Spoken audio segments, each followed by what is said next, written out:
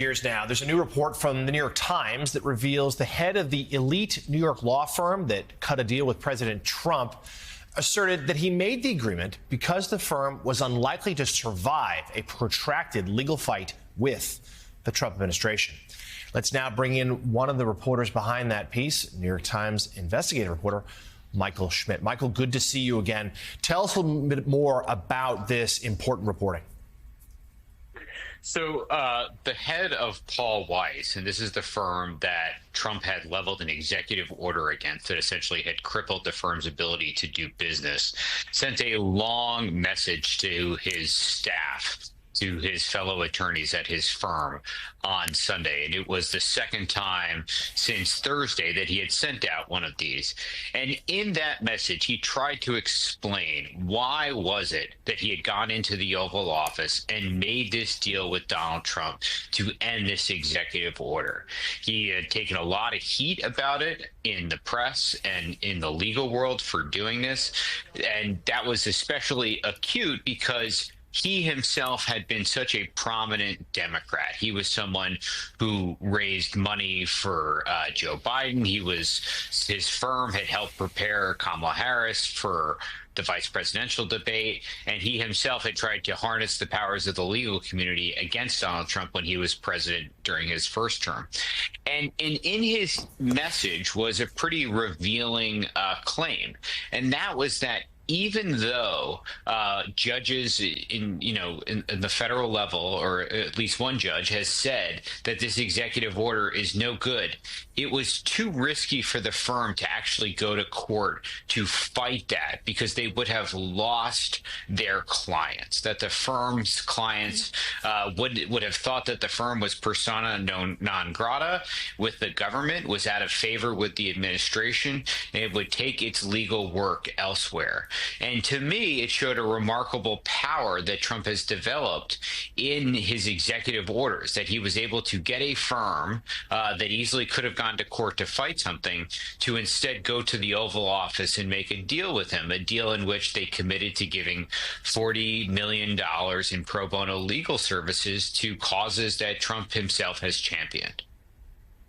You know, Michael, a couple things. First of all, you are right. I mean, a decision had already come down from the U.S. District Court judge in the D.C. Circuit.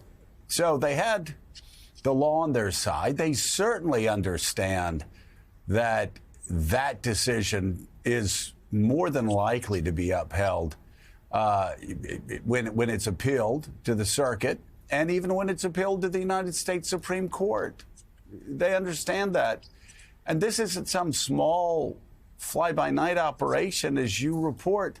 It made $2.63 billion last year. I mean, they have a lot of money.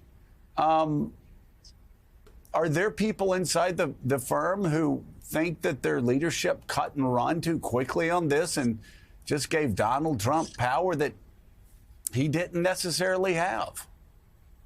There was a big divide in the firm between the litigators who wanted to go out and fight this and the corporate lawyers who wanted the firm to reach a settlement and did not want to be seen as adverse to Trump because they thought it could have a negative impact on their clients. And that's where the tension was. And in this firm, the corporate partners are the ones that make more money than the litigators. And there was immense pressure on Brad Karp, the head of this firm, to cut a deal. Going to court to simply fight Trump was not going to be acceptable to the clients who thought that they would be out of favor with Trump because of that.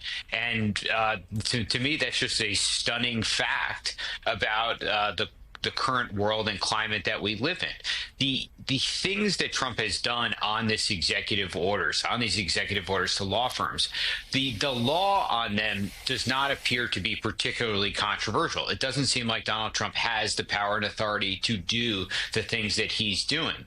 But nevertheless, this firm saw it as, in its calculation in terms of preserving its bottom line and its client base, it saw it as more making much more sense to reach a settlement. And what the rest of the legal profession will say is, gee, guys, thanks a lot. Thanks a lot, Brad Karp. Exactly. Because Brad Karp had fashioned himself as the face of big law. He had fashioned himself as a big-time Democrat and as the face of big law and someone who was sort of an ambassador, a spokesman for big law. And what he did in cutting that deal showed a sign directly to Donald Trump that if you go out and do this again, there will be other firms that will be forced to come to the Oval Office like Brad Karp and cut a deal like that. Even when the law was on Brad Karp's side. New York Times investigative reporter Michael Schmidt, thank you so much as always.